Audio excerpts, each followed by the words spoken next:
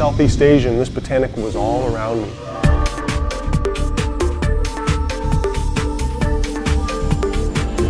And I realized, wow, this could be the next big one to change the world of health and nutrition.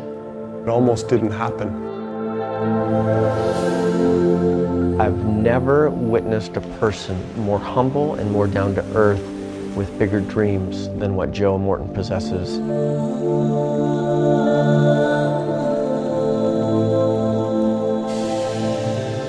When I think of our upbringing, I think of it fondly. You know, at the time when you're growing up in that kind of an environment out in the country, you wonder, oh, is this really what I want in life? And as I've grown and developed, both Gordon and I talk about it regularly, how we'd love to be able to be back in that kind of a setting. I remember my mother taking us and showing us botanicals, but not just showing us them, but showing how they benefit our human health. At an early age, our father started the Canadian division of a network marketing company in our home. Selling nutritional supplements in our basement. So we would have, as a growing up experience, it was fairly common to have people coming and going even at unusual hours. Even as kids, we'd help pack orders and we'd help go to conventions and meetings, opportunity meetings. And here you had Joe sitting in the shadows of his older brother. Kind of the guy behind the scenes, just observing. Joe is more driven than I am. To me, network marketing and the nutritional industry means offering people a way to change their lives. And I always wanted to be a part of that. I really wanted to change the way that botanicals and nutritional supplements were marketed. You know, Gordon is a people person. It's a guy like him who actually ended up becoming a distributor in this industry. And not just a distributor, but the top distributor. He's always been a mentor of mine and followed him a lot throughout my life. All of that adds up to the story, to this one day that Joe would be sitting in the country of Malaysia. He speaks French. Somehow his French skills got him in the international department. He ends up getting sent to Malaysia and taking a one-year general manager's position over, you know, an entire country. I was thrust into a leadership position very quickly at an early age, and that was a very challenging point in my life. Every afternoon at about 4 o'clock, I'd get a call from Joe, and I'd call it like therapy hour. Yeah. Because Joe was sitting there in Malaysia. This had been the most difficult experience professionally I had in my life. And there was a moment in time where I actually felt like I wanted to kind of give up, wanted to quit. I was actually experiencing the sights, smells, tastes, sounds of Southeast Asia. You know, you're disconnected living halfway around the world. And I phoned my father, looking for some sympathy, looking for him to maybe understand and say, hey, it's okay, Joe, come on home. But I received a different message. The message was basically, you need to stay. You are a leader. People are looking towards you. You must stay and you must lead. You know, as I changed my attitude, came back to that dream of bringing a botanical to the world. On one of the calls, I remember specifically him being pretty animated about having tasted for the first time mangosteen. And all of a sudden, it clicked. These dreams, this build-up, this upbringing, the questions that he asked and had answered on all types of botanicals throughout his life, all of a sudden culminated in this one moment of time when he finally discovered this fruit he'd never heard of. I saw all these new botanicals that I'd never seen before, like longan and lychee and rambutan and durian, but none of them had the folklore and none of them had the science behind it like mangosteen did, the Garcinia mangostana. Hey, did Mom sell that in her health food store? No. Did Dad sell it in his nutritional company? No. And I think at that point we realized we had some commercial value. In order for it to be good for you, it has to taste bad. And that's what it was like growing up.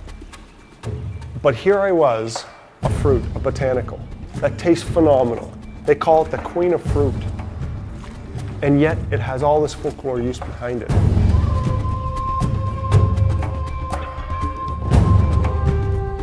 And so we approached my brother, Dr. Morton, who was doing a PhD at the time. We said, Dr. Morton, can you take this botanical, can you look at it, and can you see if there's any science behind it? He came back and said, you guys realize what you have here. He's just started going through paper after paper after paper of research that had been done in universities throughout the world. The rind of the mangosteen has polysaccharides, it has proanthocyanidins, it has xanthones, which was a new class of phytonutrients to us. Xanthones. Gordon, Aaron, and I looked at each other. Are you kidding me? Xanthones. Never heard of it before. It seemed like somebody presented us with an answer book that said, hey, you've got the product, the validation, the science, and a commercial market for it. There was a feeling in that room that we needed to do it, and we need to do it now. How do we bring an exotic fruit to the world, one that's never been brought to market before? We decided to do it in a beverage, use the whole fruit, the peel and the pulp of the fruit. That's when I wanted to call it the Mangosteen Plus Plus Company. It was very catchy. Aaron said we are going to brand this product so strong that when anyone talks about xanthones, when anyone talks about mangosteen, they will have to talk about our product. It was at that time when Gordon said we were going to find a way to make sure that we give back a portion of our profits to children's charities, and that we will make a compensation plan that will make industry leaders' heads spin. We wanted to come up with a word that was fun. We decided the three of us would lock ourselves in a room and not come out until we had a brand name. Go on to represent something bigger than just red liquid in a bottle. And it was Gordon connected mangosteen and xanthones together and came up with the name XANGO. Gary Hollister, he is an amazing leader. He handed me a stack of studies about 1.5 inches thick and asked me to take it home over the weekend and form my own opinion. First thing I did Monday morning was to call Aaron and say, we have got to find a way to bring this product to market. Brian's a salesman trapped in a lawyer's body. I was ready for a change in my life. And one day Aaron said, Brian, what if the magic could be restored? Would you be interested in being a part of something that would bring it back to life? I said, absolutely. The financial genius of a Kent Wood. He has audited some of the biggest companies in the industry, bar none. It was a short window of opportunity that we had to launch XANGO, so we acted with urgency and scheduled our first board meeting at my house. It had to be there so that I could watch the children. My wife gets home. I introduce her to my 5 new partners, let her know that we're starting this company, and oh, by the way, I quit my job.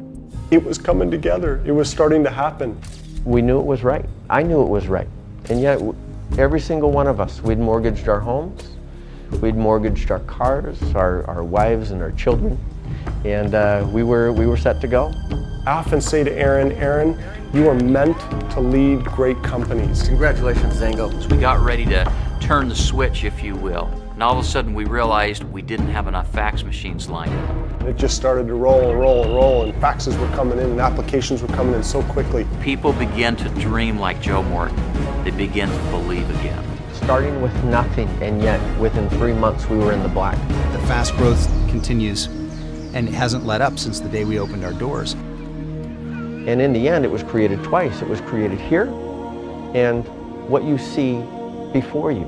And I'm here to tell you there are things that people haven't even seen yet that we talked about, that one day will roll out into this company.